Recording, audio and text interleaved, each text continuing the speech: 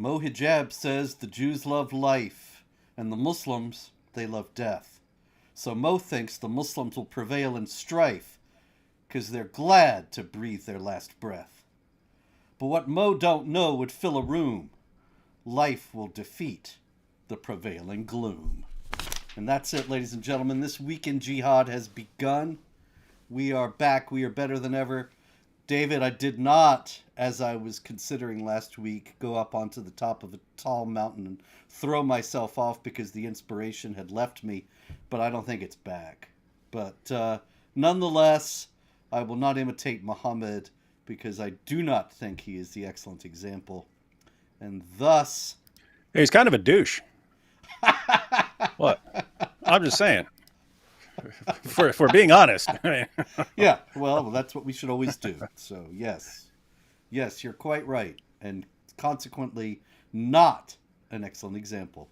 But too many people still do think he's an excellent example, and a lot of them were in Amsterdam this past week. That's the big news. There was a full-scale anti-Jewish pogrom in Amsterdam, David. I think one of the interesting things about it is that it seems to have been entirely pre-planned, and it was pre-planned by a Hamas operative who used to be an official of a teacher at a school run by the United Nations. Which terrorist, to be fair, which terrorist on the planet hasn't worked for the UN, Robert? Well, there you go. Yes. Now we know it's a big terrorism training school. And anyway, I thought one of the most interesting things about it was the massive deception that went around, as always does. Did you hear the stories about how the Israeli soccer fans had I heard the Jews started it. Yeah, exactly. That they attacked a cab driver, a Muslim cab driver, and they tore down a Palestinian flag or two, and thus the Muslims, in a righteous rage, they retaliated. You heard this? I heard that. I wasn't even following the story, but I heard that repeatedly. But none of it was true. As it turns out, a Muslim cab driver actually joined in the attacks on the Jews, and no Jews, no Israelis actually provoked them with any previous attacks at all. You must be shocked to hear that. I'm totally shocked. But you know, Robert. Yes, David. We've seen these things many times before, even in small scales. But it's interesting when I actually know someone, when I actually like take Khatun, for instance. She was attacked multiple times at Speaker's Corner. One time she was talking about Muhammad, and she was hit in the face. Man struck her right in her face. Had it on video. What did Muslims say afterwards? It was a Christian who was upset that she was speaking ill of Muhammad, and they spread this around. And you could go to this day, when someone brings it up, they'll say, no, it was a Christian.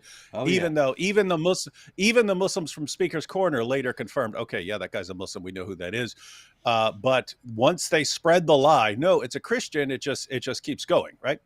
And of course, after she was stabbed, then they started saying, no, that wasn't a Muslim, that was someone else who was just mad because she's speaking against God, and so on. It's like, they're in that community, in the Ummah, there's such a willingness to accept lies. All you have to do is just start the rumor, right? I mean, you could go slaughter a bunch of Jews in the name of Allah, and a Muslim just has to say, oh, that wasn't a Muslim, or the Jews asked for it, or something like that, and it will spread around the entire globe through that giant cosmic game of telephone that is the Ummah.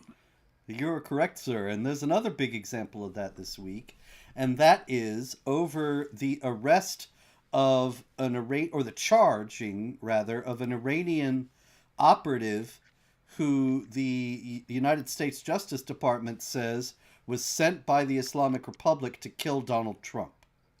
Now, this is an interesting story in many ways, but one of them that I noticed was that all over the internet the last week, there have been people saying, come on, you actually believe that the Iranians were trying to kill Trump when they know what would happen if they really did?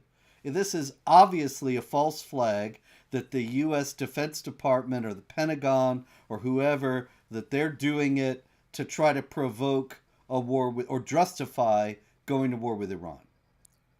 And it's completely fake. And I thought, well, that could be, because trust in the U.S. government is justifiably at an all-time low. And we know that they lie. And so I was absolutely willing to think that this was fake. And it still could turn out to be. But there's a funny thing about it, David. And that is that Iran has recently said that this was exactly what they were going to do. Amir Ali Hajizadeh, who is the head of the aerospace force for the Islamic Revolutionary Guard Corps, he said, Allah willing, we are looking to kill Trump.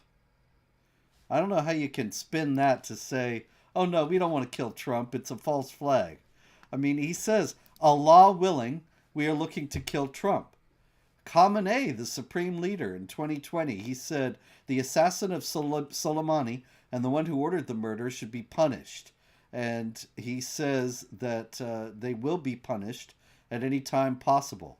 Death to America means death to Trump.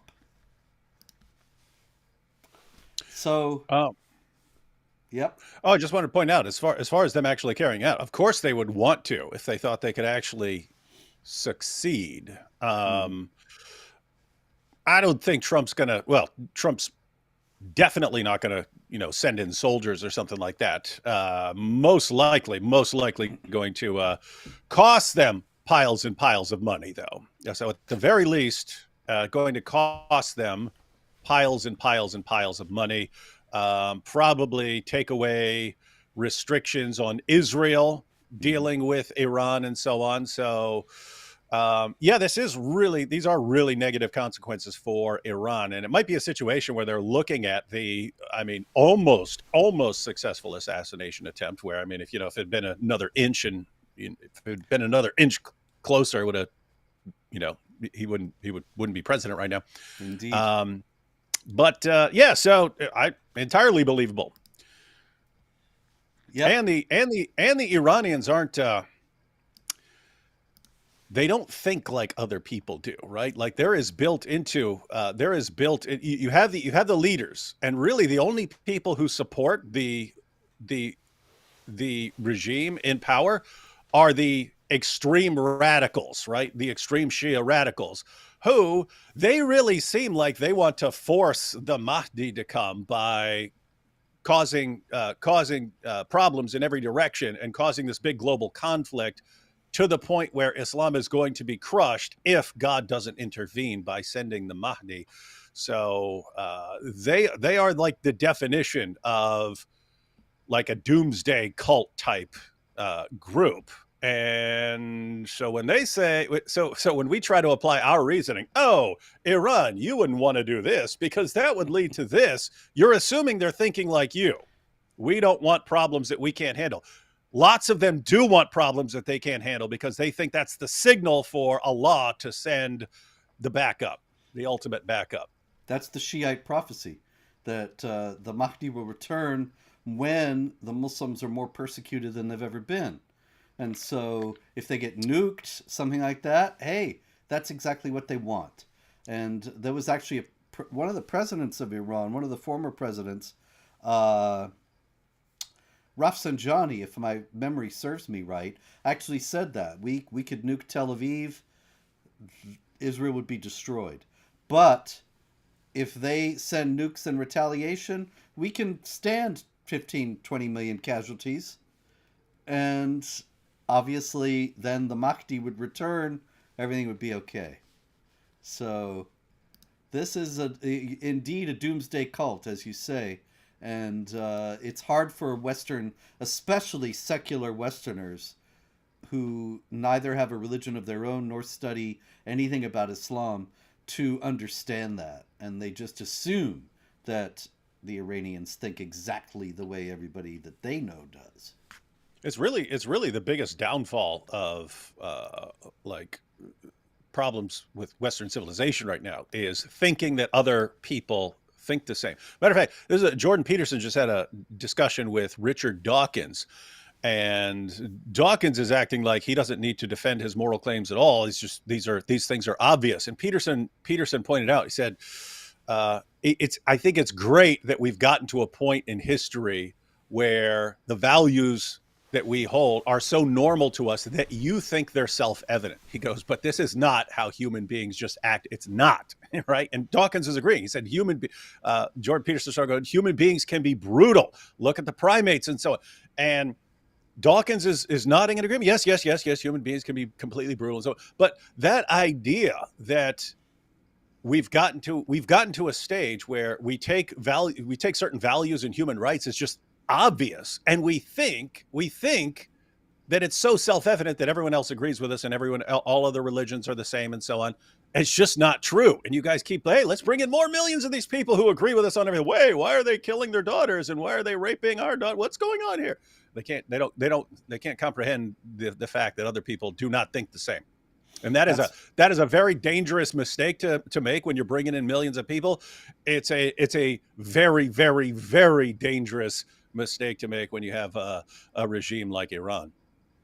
That's precisely so, David. And this error goes all the way back to George W. Bush. I'm sure it goes back farther, but when George W. Bush made several statements at the beginning of all this, when he was saying that the Iraqi people, they want the same thing. They want the same things we do. They want justice. They want freedom, and we're going to help them get it. And the problem was he was assuming, and they did want justice and freedom, but they didn't define those things remotely the way George W. did. But he never seemed to consider that. That is correct. Anyway, David, we got more Jihad, you might be surprised to learn. Right. And you mentioned actually, why it was kind of a interesting thing. It's as if you almost had my list, because you said we're bringing in all these people who are exactly like us and share our values, and then we wonder, why are they killing their children? And here we have it. Lacey, Washington, which is a city, although it could be the name of a person. But in any case, Lacey is apparently a town in Washington State, and sounds Muslim... like a strip club. Yes, Lacey, Washington. That would be in D.C. Ihsan Ali and his wife, Zahra Subhi Mohsin Ali, they have been charged with attempted murder, attempted kidnapping, and assault after being accused of trying to kill their teenage daughter in what the victim described, according to Fox 13 Seattle. And this was unusual because usually the media, as you know, totally lies about these things. But they say the daughter, they tried to kill their teen daughter in what the victim described as a possible honor killing. And it seems that the daughter is a student at Timberline High School in Lacey, Washington, and she was attacked by her parents outside the school because they were trying to force her to go to Iraq to marry a much older man. Yep. And she did not want to go. And so we have in this story, this is once again Fox 13 Seattle, this is not some Islamophobe, says her boyfriend stepped in to try to help during the attack. And nice. I like him already. Yeah, good guy, but it's the parents that are the problem. Police say he was also assaulted and suffered injuries. Disturbing video caught on a cell phone by a witness shows the dad choking her under a tree as other students tried to intervene to save her. Ihsan Ali is shown on the video choking his teen daughter with her face shoved in the dirt. And when finally the people were able to stop this, the victim reported abuse by both her father and her mother prior to the incident, and they had threatened to kill her because she didn't want to go to Iraq to get involved in this marriage. So what is that all about, David? What do we call those things? Honor killings, That's forced it, man. marriages, and honor killings. But I mean, think about all the layers to this. Multiple things. One, so you had parents there. You had parents there who are raising their daughter in the West, but they want her to be strictly Islamic. So you're going to go home, go back to your country to find a husband for your daughter, but she's got a boyfriend. She's in the West. She doesn't want to marry some creepy old Heaven's Gate pervert like Muhammad, right? She don't want to do that. I don't want to live my life like that. I've absorbed the idea that I have certain rights and certain freedoms, and I actually have a say in who I marry and so on. But the parents, shocker, don't have the same values as the surrounding culture, so they actually have a problem, and it's a huge problem. You say, "Hey, we're going to go. We've set up a marriage between you and this guy." She says no. That's massive humiliation to them. That shows that you have raised a disobedient daughter, which to them means you have been horrible, awful parents. Right? You have not raised an obedient daughter who does what you tell her. She's in rebellion against Allah. But it's built into the thinking that you have a way of restoring your honor and showing that you are good parents and that it's all on her, and that is by killing her. And lots of the people who try to do this do it in secret, or also very, because Robert, how many hundreds of times have we heard this story? There's variations in it, but we've heard this over and over and over again. The variations are, if she says no, then you trick her into going back to a Muslim country for some other reason. Oh, we're just going on vacation. We're just going to visit Aunt Miriam or something like that. You trick her into going back, and then as soon as she's in the Muslim country, then sorry, you're not getting out of here. Uncle Musa. Yeah, yeah, you're not getting, once you get her into the country, then you're not leaving. Then of course you have the honor killings and so on. They usually try to do that in secret, make it look like someone else did it or something like that. But these guys were, based on what you said, doing it just completely out in the open. They want the world to know. He's choking his daughter outside the high school. Yeah, and hats off again to the boyfriend and any other students or anyone else who intervene, because we've also seen it's a growing trend where people don't intervene in these situations. Like, they're worried about being called. Can you imagine? Like, you'd be worried about being called an Islamophobe. You're jumping on a Muslim who's, even if he's trying to murder his daughter, you jump on him. You just got all kinds of people who are so terrified. I mean, keep in mind, in the UK, they were literally raping, drugging, pimping, gang raping thousands and thousands of 12 and 13-year-old girls. Police would not intervene for the fear of being called racist or Islamophobes. Here you have students. They could have had the same reaction. I don't want to get involved in this. It's not what they sounds like they jumped in and so on. So it's like, what does it take? What does it take? And the remaining issue here is, I hope they're taking this seriously, because you remember when Rifka Berry said that her dad threatened to kill her for leaving Islam and becoming a Christian. She was the one who was blasted by the media, by politicians, like across the board. And everyone said, well, what are you talking about? This doesn't happen in Islam. This isn't a thing. This doting, loving father would never harm his daughter. She's making things up because she wants attention. What an evil little girl. And the people on our side were basically saying, we don't know everything about this situation. It is possible that she's making this up or that she's exaggerating. That's all possible. It's also possible that she's telling the truth, and she seems like the kind of girl who's telling the truth about all this. And so if you're going to err on the side of caution and do not put her back with her family. And everyone tried to put her back with her family. Fortunately, the state didn't make her go back to her family ultimately. But I don't know. It seems like, I mean, are people at least starting to catch on now that you're not insane if you say there's this thing called honor killings in Islam? Well, I was surprised to see it so matter-of-factly reported as such in the establishment media by Fox 13 Seattle. That was, I think, a major step. But you're absolutely right. I remember when Rivka was, when the case was at its height, And Nihad Awad of the Council on American Islamic Relations wrote an op-ed somewhere that said, "No, little Rifka, there is no death penalty for leaving Islam." And he was Really? telling her, "Go back home. Your parents love you. They miss you. They're all upset." And yep, published in a major American newspaper. I forget which one though. But And people were too dumb to. It was back in that situation where, oh, look, you've got people like Robert Spencer saying that there's a death mhm. penalty for apostasy in Islam, but here a Muslim is saying that's all just made up. Who are we going to believe, the Islamophobe or the devout Muslim? It never crossed anyone's mind to actually look at the evidence to see Muhammad's Mhm. claims, like if anyone leaves his Islamic religion, kill him. And if you want to put it all together into the context of honor killings. Surah 4, verse 65, ladies and gentlemen, says that if you do not submit to everything Muhammad says or all of his decisions, or even if you have the slightest resistance against anything he has decided, you're not a real Muslim. You have no Islamic faith. That makes it very easy and very subjective to accuse almost anyone of being an apostate if they're getting something Mhm. wrong.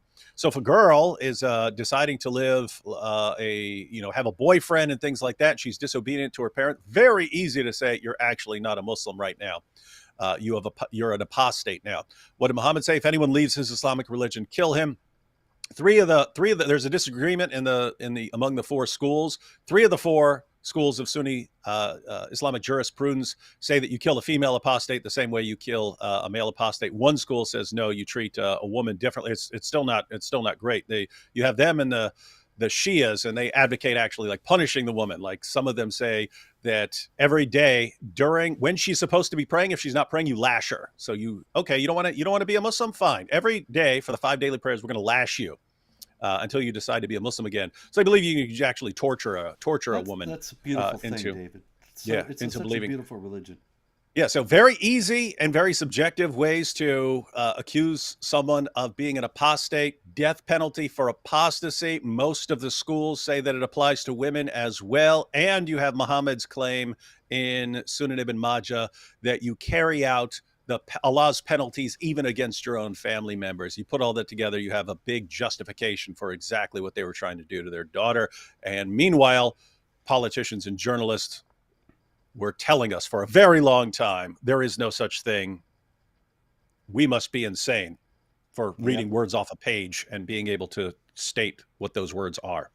I remember being in Florida. I don't remember if you were there. Were you there or not? Do you not remember? Uh, I was in Florida at a hearing. I think it was. I'm not actually sure. I think it must have been because it was outside a courthouse where there was a hearing about the Rifka Barry case. And anyway, big crowd of reporters, and so I went in front of them and started talking to them, quoting Bukhari, quoting apostasy law, and this Muslim guy from the area jumps in front of me and starts saying he's lying, none of this is true, and there's no death penalty for anybody to exercise his free conscience. And the funny thing about it was that I got the guy in conversation. I mean, I knew he was lying. He must have known he was lying. And I was looking in his eyes, trying to see, like a lie detector test. Does he have any sign at all? Is there a little smirk? Is there anything that you might see in a Westerner? And nothing. He was just 100% completely committed to the lies he was telling. And I thought this is something that Westerners don't realize because people, I mean, that's how lie detector tests work, right? That if you Mm-hmm. tell lies, what is it, your blood pressure jumps or something, Mm-hmm. and you get nervous about it. Whereas I think that if you were Nope. raised in this kind of environment, you could pass any lie detector test. You could tell the biggest whoppers and not show the slightest reaction whatsoever. Yeah, they say that the people who are best able to defeat lie detectors are compulsive liars, narcissists, and psychopaths because they don't have the same emotional reactions to lying. But I think you could put any of the Dawa guys in there because they actually believe it's good, right? You're not doing something bad. You're doing something good if you're lying for the sake of Allah. And so the final connection in all of that is that was what 16 years ago or something like that. A long time ago, yeah. About Something like that. 16 years ago, and everyone said we were lying when we talked about the death penalty for apostasy in Islam. Muslim leaders, Muslim scholars, Muslim imams, politicians, journalists, everyone blasted us. Here we are 16 years later, and Robert, they proclaim from the rooftops now that they're going to kill apostates, right? I mean, Yeah. Ali Dawah says he's going to be eating popcorn watching apostates be killed. Daniel Hakikachu and Jake Broncatella, or whatever his name is, he openly admitted on one of the biggest podcasts on the planet, talking to you and Rashid, you guys are both dead. You for insulting Muhammad, and Rashid for being an apostate. Now they admit what. And keep in mind what are they actually admitting? They're admitting that we were right all along, and that all the Muslims who were saying no, that's not a thing, we're just flat out lying. Yep. They're acknowledging it. They're acknowledging it. And after they said that, the guy says, "So, how can we all be friends?" Yeah. What can we do about the transgender stuff? What would we do about Dylan Mulvaney? It's like, whoa, they just said they want to kill us. What are you? Oh yeah, that was fun. Wasn't that insane? He really thought. Well, I'm gonna build bridges here. I'm gonna get Christians and Muslims together, and Christians and Muslims are gonna sit down, and I'm gonna find what they agree on. I'm gonna say, why can't we unite around that? We all sit down and we're gonna kill these guys as soon as we can. All right, now what can we unite on? Let's build some bridges. Dude, there are no bridges between us and people who guarantee that they want us dead. Well, I guess when they kill us both, then the rest of those guys can get together and build bridges. Anyway, we were talking about Muslim families and the mistreatment of one young girl, and this guy, I know you know this guy. This is Wissam Sharif. And Wissam Sharif is a Texas-based imam, but this took place in Birmingham, Alabama. And I have to say, those Texas guys really going all in on banging little girls. I don't know which other ones you mean. What other? I'm talking about. I mean, Yusuf Estes. He's one of these Texas guys. He compares the story of Muhammad and Aisha to Romeo and Juliet. He says it's a more beautiful love story than Romeo and Juliet. I didn't know this. You've got the Muslim cowboy. Who also he says Aisha was a woman through and through. He acknowledges that she was 9. So he's not one of these guys who's saying she was 18 or something like that. He's saying, you're just a woman at 9. And so it's these guys really. Here's the problem, Robert. You have these guys, these Muslims, converts even. They're openly proclaiming it's perfectly okay for a grown man to have sex with a little girl. You just say she's a woman. We're not ashamed of this. This is. Whoops. Yikes. Well, I think David's gone. What do you think, ladies and gentlemen? Okay. Well, we're hoping he'll come back, but in the meantime, gosh, I hope I didn't hit the wrong button. I don't think so, though. Anyway, this is still going? Okay, I guess it is. A little bit discombobulating. Anyway, Texas Imam Wissam Sharif. And he is under investigation for allegedly grooming a woman and her young daughter and producing explicit videos with minors. Federal charges have been brought against him for conspiracy to produce child pornography. And Sharif has been arrested. He is the founder of a group called Advocating Quranic Literacy, and also was the instructor for the Quran Revolution program at Al Maghrib Institute, which has fired and disavowed him. David, welcome back. You there? No idea what happened there. I don't know if I accidentally hit a button or something like that, but it just said reconnect. I was wondering the same thing. I was wondering the same thing. And here's Dang, some. I was kind of slapping my desk here talking about these guys and their obsession. But I mean, the creepy thing is, it's the same thing with jihad and with the killing of apostates and so on. You have champions of Dawa claiming we can't wait to kill these guys. We cannot wait to. I don't. Maybe you should believe them. Maybe you should think that there are actual, real world implications of these guys' views once they get the ability to impose their views. And when you've got these guys saying it's perfectly acceptable to have sex with little girls, maybe you should keep an eye on them and make sure they do not have access to young girls, because we keep seeing this over and over again. One would think, but that would be in a world that was sane, and we do not live in such a world, David, because I'm sorry to tell you this. I'm really sorry to break this to you, David, but there has been an outbreak of Islam. Oh, can you believe that? He just vanishes like maybe the jinns take him. Do you think it's the jinn? Um, I mean, not the kind you drink, but the kind, the enemies of Allah, you know, that are in the Quran, the spirit beings that are the mischievous beings. Actually, some of them are Muslims in the Quran. In any case, I was going to tell David about. Here he is. Let's see if we can do this. D Wood? Yep, that definitely wasn't hitting a button. It's not my internet either. I just tested it. It's going super fast, so it might just be a problem with Ecamm right now. I was raising the possibility that it was gin. It's Uh, gin, or juice, or Ecamm. yes. Although the Quran doesn't warn about ecan, it warns Yep. about gin and juice. But I've been cut out twice, so it looks like this may keep happening. This may be The a rough gin one. We'll see what edition. happens. Yeah, I you're even see it flashing flickering. too. Yeah, You're I'm flickering. flickering. Huh. Don't know This what is that is. really wild. It's pretty wild.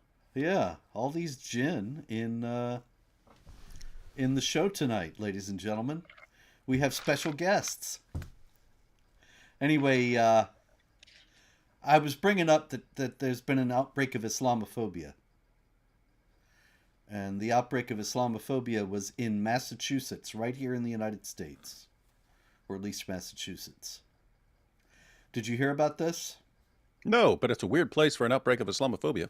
It is. It is. It took place in.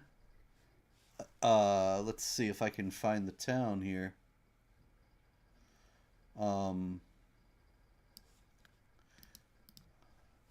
Checking another report. It just says Massachusetts. How very strange. All right. Anyway, okay. McDonald's in Massachusetts. Woman walks in with her hijab on, and she's got her twin 7-year-old sons. And she's got a thick accent. So she orders a plain fish sandwich. And she thoughtfully has one of her children repeat the order to the worker in case they do not understand her accent. All right? So they Mm-hmm. get their order, which included fries and cookies. And they go over to a nearby school playground to enjoy their lunch. And one of the kids eats the lower half of the bun. I find this a very strange part of the story. I mean, who eats a sandwich like this? Eats the lower half of the bun and part of the fish, and notices that there's bacon on the fish sandwich. And so Gadir Al-Ahmar is enraged, goes back to the McDonald's, and they say they're very sorry. It was a mistake. They look at their receipt. Their receipt says add bacon. So they get an apology and a refund. But that's not good enough. They're suing for discrimination, and they say now that McDonald's maliciously, because she was wearing hijab, identified her as a Muslim, and decided to put bacon on her fish sandwich just to mess with her, out of Mm-hmm. total Islamophobia. And so Hmm. the Massachusetts Commission Against Discrimination this week found probable cause to go ahead with the case, Good, good, good. even though McDonald's heatedly denies that there was any discrimination at all. Well, seems like you could have a pretty good defense in a civil case there, Robert. Ma'am, what did you say when you walked in? I said, "Assalamu alaikum." Right, and that sounds an awful lot to like add salami and bacon. Yeah.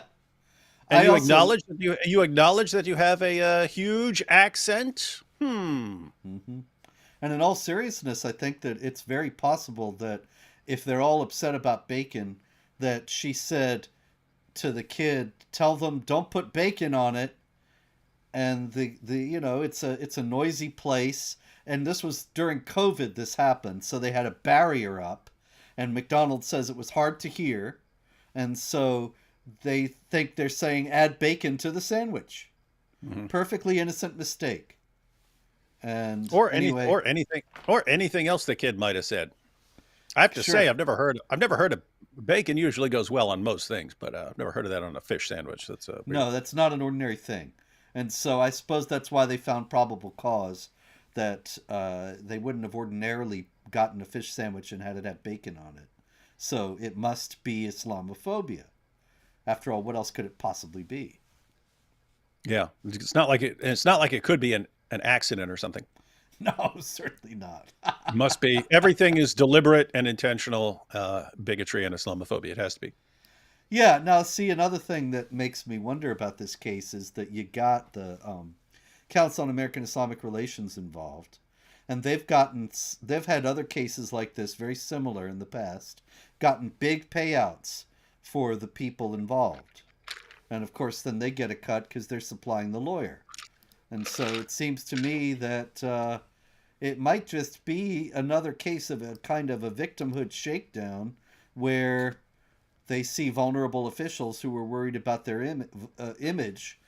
McDonald's doesn't want to get a case of Islamophobia and have people boycotting and making a big fuss, so they pay some money to get this to go away. Yeah, normally you settle these things out of court, and yeah, you're willing to pay a pile of money in order to avoid the trial and groups like CARE protesting and stuff like that. You normally just like, okay, here's some money. Yeah. So I suspect that's the situation here, but anyway, we got a lot more jihad, so let's get going. In Antwerp, there were more attacks on Jews after Amsterdam, and 6 Muslims were actually arrested for planning copycat attacks in Antwerp. But one man who was riding his bicycle was attacked. Another guy, visibly Jewish people, they were attacked in. Another guy was attacked in a parking garage. Um, these things obviously did not. These arrests did not stymie the efforts to copy the Amsterdam attack. And in Antwerp, the attackers were saying Khaybar Khaybar Ya Yahud. Jaish Muhammad Sa Yahud. What is that? That's that's warning the Jews that the army of Muhammad will return. It's a reminder of the Battle of Khaybar, where the Jews were going out to the field to farm their crops and so on, and Muslims descended upon the place, killed the men, took the women as their sex slaves, then allowed the Jews for a while to remain in Khaybar and made them dhimmis, and they had to pay half of their annual date crop to the Muslims. And then, of course, you had the other issues like Muhammad torturing and killing Kanana and then taking his wife, Safiya, to bed as one of his own wives. You have the story of Zainab bint al-Harith poisoning Muhammad because he was too stupid to know that if you just slaughtered a bunch of people and you slaughtered this woman's husband and father and uncle, probably not a good idea to let her be your cook for the evening. But she cooked up some delicious mutton for him. He couldn't resist. He was poisoned, died about 3 to 4 years later from the poisoning, according to him. And but it's matter of fact, Robert, AP and I were just talking about this last night. It's very interesting to me because the Muslims still run around. It's interesting for multiple reasons. One, they always have to point to something like 1,000 or 1,400 years ago as far as them being successful, right? Like, oh, you're asking us about Nobel Prizes? Well, we don't have any, but there was the Islamic golden age 1,000 years ago. They always have to go back. Like, what have you done for the world lately, right? Even if we take you seriously about these things that happened in the past, what you got anything within the last 800 years, 8 centuries that you've done for the world or something like that? So anyway, but it's like that. And then when they want to talk about a victory over Jews, they talk about the Battle of Khaybar. You're talking 14 centuries ago. 14 centuries ago. And we defeated you 14. Okay, we just defeated you like 800 times in a row. Jews just defeated you 800 times in a row, and you're running your mouth about something 14 centuries ago. But here's the odd part. They run around bragging about Khaybar. Ha ha! We defeated the Jews when they were going out to crop to their date crop. Ha ha! And we defeated them and took them and raped their women. We're strong and we're going to do that again. We'll do it again. But think about this. What was it? It was like torturing people. They tortured Ken Anna to find out where he was hiding money, raping the women and so on, killing the Jews. It cost them their profit, according to their stories. It cost them it cost them their profit, and they love it. Totally worth it. Yeah, it cost us our prophet's life, but totally worth it. Killing Jews is totally worth it. You see the exact same mentality with the October 7th attack. Yes, we killed 1,200 Israelis. Okay, and then they bombed you down to rubble, but it was totally worth it. It's like the greatest thing in the universe to them is killing Jews and raping Jewish women. And they're willing to sacrifice it. They're willing to sacrifice the entire ummah. They're willing to sacrifice entire territories, lands, and so on. They're even willing to give up their profit if they're allowed. If they just get to kill a bunch of Jews and rape a bunch of Jewish women. Yep. Weird obsession. Weird obsession to have. It's very weird. All right, we got more. David, in Italy, we had a train conductor was seriously injured when 2 young men of North African origin, you know what that means, on a regional train in Genoa Rivelloro. They got on without tickets, attacked the conductor. One of them, an Egyptian, used a knife, stabbed the conductor twice. The other one, apparently a Libyan, was involved in the assault. And now the interesting aspect of this story is that the railway unions are upset, and they're going to go on strike. They're threatening to go on strike if their employees aren't protected. But I don't know if Italy is going to be able to do anything about that because it might be Islamophobic. Yeah, I mean, these countries aren't willing to protect little girls. I don't know why you're going to protect railway workers. Indeed, good point.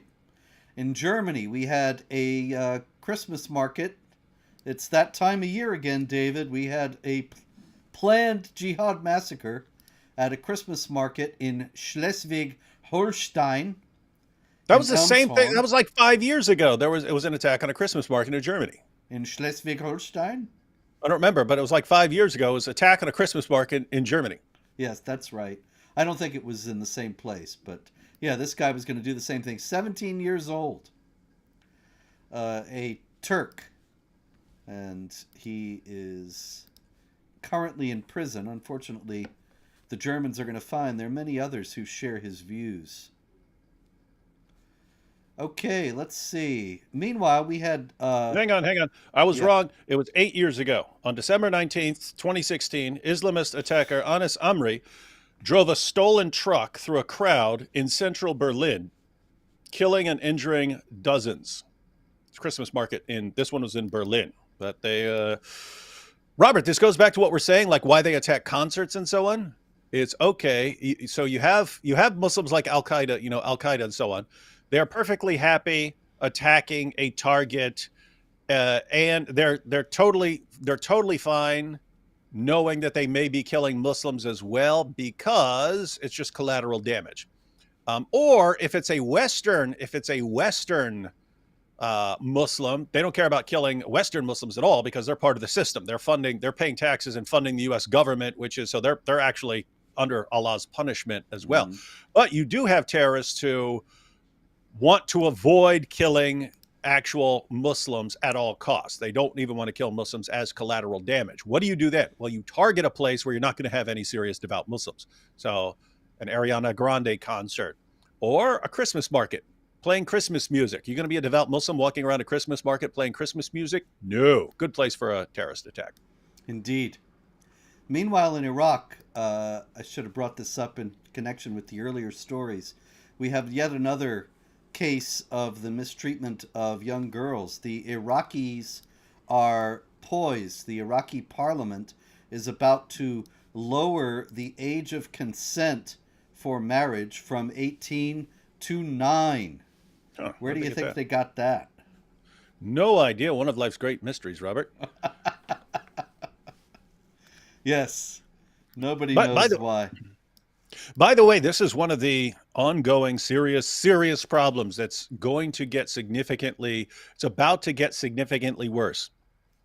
One of the reasons people in the West is going back to what we were talking about earlier. One of the reasons people in the West look at other people in the world and say, oh, we all think the same, is that lots of nations have adopted similar laws and similar policies and done similar things over time. People don't realize that the Muslim world, this was kind of imposed on them. They were told, you need to abolish slavery. They were told, this is the 20th century. They were told, you guys have to make laws against slavery. I mean, this was John F. Kennedy when Saudi officials were showing up and they still had black slaves. And he said, you pump the brakes. We cannot be having these interactions and so on. If you have slaves, you need to do something. So they were made to do that. But it's the same thing with laws protecting little girls and so on from being married off to creepy old perverts. That sort of thing was imposed on Muslim nations. And as Muslim nations realize that they might be able to get away with this stuff now, or as they sense weakness from Western nations, and you're not going to stand up for you're not going to stand up for these things like you did in the 20th century, it's just try to bring them back. And so you're going to see that you're going to see places bringing back child marriage, slavery, and all these other things. Now they always had the child marriage. It was just, it would be an official law, but they would kind of look the other way if people are breaking the law. But they do want to go back to an Islamic way of thinking. Yep. It's interesting what you say. That fooled a lot of people, that they had the law that said one thing, but they would look the other way if somebody's doing something that's in accord with Sharia. Remember the case, this is like 20-some years ago now, of Hussein Kambar Ali in Kuwait. And he was a Muslim who became a Christian, and he was put on trial for apostasy. And he said in the Kuwaiti court, what are you doing putting me on trial for apostasy when the Kuwaiti constitution allows freedom of religion? And the judge said, the Kuwaiti constitution is under the Sharia, and Sharia mandates death for apostasy, and that's why you're on trial. Mm-hmm. And all that time he thought that he was in a country that allowed for the freedom of conscience, and he wasn't. Mm-hmm. But Robert, all countries believe in freedom of conscience. That's right. They all want freedom. That's what George W. Bush told us. We had an interesting court case this past week in Britain. You may have seen these guys. There were 20 men who were found guilty and sentenced to a total of 259 years in prison for their sexual abuse and rape of girls as young as 12. Now, you look at this picture, David, it's a funny thing because nobody in the British media seemed to have any idea of any unifying factor that tied all these guys together. Can you think of one? I was about to say they're all bald, but they're not. That's mainly the guys on top. I don't know. What could it be? It's a big mystery. Interestingly enough, I don't have it here, but there was another group of pictures because it's 20 men altogether. And in the second group, there is a picture of one guy named Craig Mitchell. And I was looking at the British press talking about this, and I couldn't believe it because I'd opened story after story from the British press. Big picture of Craig Mitchell. And I think he's one guy whose name is not Muhammad or Salwan or whatever, something that's a Muslim name. Malik. And he's the one who gets in the picture, that gets Smart. the big picture. And you see That's how they do it. Yeah, this is what the British media is trying to do to cover up. I don't know what Craig Mitchell's story is, but he's either a convert to Islam or is somebody who was just joining in to this criminal activity because he was enjoying it for his own reasons. But you have 19 Muslims involved in this. Now, we have talked about this before, but I know there's still people who don't realize it, and I know you're not even allowed to discuss it or notice the connection in Britain. So what is it, David, that makes it so common? Why does this keep happening, that it's large groups of Muslim men who are involved in this kind of activity? Well, they are, of course, allowed. They view even children as potential sexual partners. That's just for marriage and so on. But if you're talking about non-Muslims, they believe that you can take captives and sex slaves and so on. And they understand they're not in a position to go out and take them by conquering and so on. But they're kind of in a situation where, hey, if you're dumb enough to just let us take your daughters and stuff and dupe them into being our sex slaves, then of course we're going to do that. And they do it. And you still have politicians and journalists who have spent decades covering for them and trying to shield them from criticism. Surely this must be forbidden in the Quran, right? I have no idea where. I mean, non-Muslims are the worst of creatures. Muslims are the best of people. This is all built into the thinking as well. I mean, from an Islamic perspective, Muslims are superior to non-Muslims, right? Muslims are the best of peoples ever raised up for mankind. Jews, Christians, polytheists, and so on are the worst of creatures. We're lower than cattle. We're lower than dogs. They're allowed to take us as... Why are they allowed to take non-Muslims as sex slaves? You're demonstrating your superiority over them. We'll just walk up and kill you and take your girl, take your daughter, and go over here and bang her. There's nothing you can do about it. We're superior to you. That's how the world is supposed to be in Islam. But you have all these guys, and they're in a psychological crisis. This is the way that the world is supposed to be. The world is supposed to be us on top, everyone else completely subjugated to us. They look around, and it's Muslims who are backwards and coming to Western nations. Please, sir, may we have some more? Begging for handouts and stuff like that. It's pathetic, and it's really bothering them, right? They're conflicted psychologically. There's the way the world is supposed to be, and the world is just not cooperating.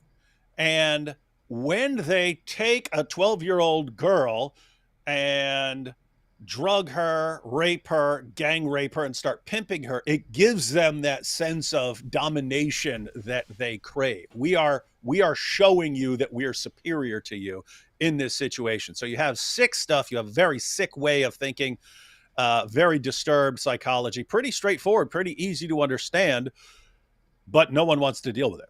Exactly. And if you actually say something about it, they'll declare war on you. Look what they're still doing to Tommy Robinson. There you go. And that's with of course, the willing help of the British authorities, the non-Muslim British authorities. Anyway, last week we spoke about the jizya being collected in Mali. And this week I have a story about the jizya being collected in Bangladesh, where Muslims asked Hindus to pay jizya as well as to remain silent during the times of Islamic prayer. And this, of course, is just another assertion of hegemony and the subjugation of the infidels as the Quran directs. Is it not? This all ties together, right? So this is the way the world is supposed to be, Muslims controlling the non-Muslims. And they'll do that whenever possible. In the 20th century, after the collapse of the Ottoman Empire, the loss of their caliphate, them viewing and seeing the clear superiority of Western nations, they adapted, not because they they thought it was a great idea, but just out of, I mean, you did have some who thought, okay, Islam lost and so on. We need to become more Western and stuff and to move forward and stuff. But other people were doing it like temporarily. Okay, we'll go along with you until the Muslim world is strong enough to go back to Sharia. And that's what we see. That's what you see with Iraq saying, "Hey, we can dial back, the age to 9, so that men can marry 9-year-olds." And you have places. Okay, we're getting back to Jizya. We're getting back to, and they're trying to bring it back. They sent one. They kind of sense weakness.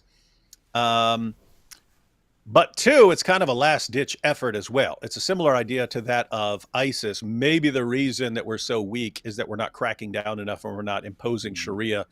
And so you have this mentality of, we need to do this. We need to impose Sharia. We need to be more devout and more strict in imposing Sharia, because maybe that's why Allah is giving us so many losses to everyone.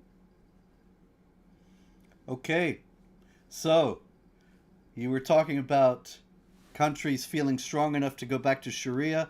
It's just what's happening in Libya, where Libya is introducing morality police to enforce modesty, clamp down on strange haircuts. So don't go to Libya, David. And girls from the age of 9 will have to wear veils. Where did they get the 9? Where does that come I have from? no idea. Like, maybe because cats have 9 lives. I don't know. Women will be forbidden from traveling without a male companion or sitting inappropriately with men in public. And what's interesting is what they say to complainers.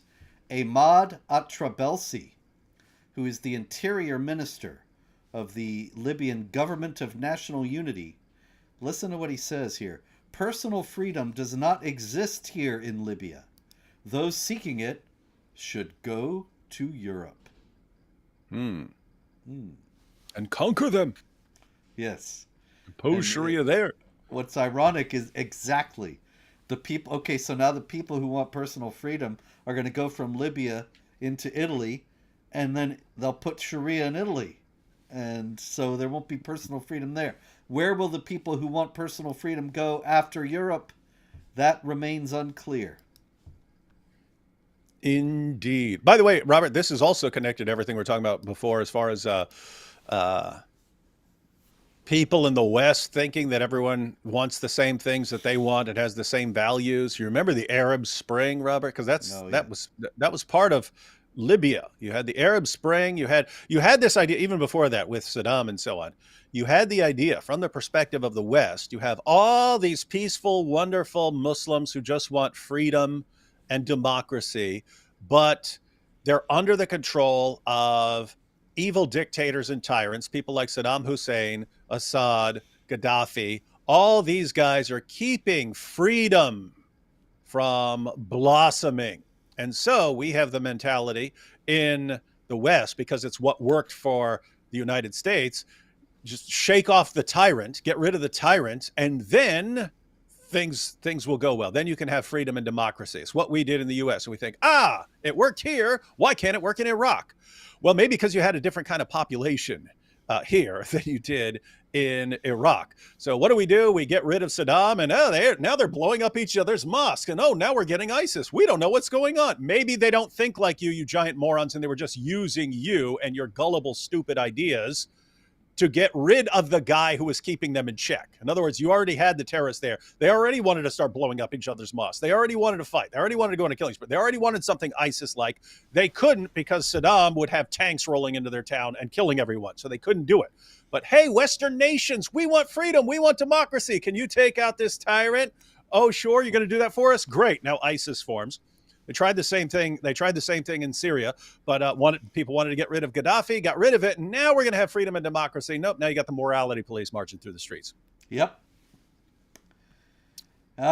In Egypt, right next door, 3 Christian men were hospitalized after suffering multiple stab wounds. They went to the pharmacy, and inside the pharmacy there were 4 Muslims who attacked them with knives and machetes.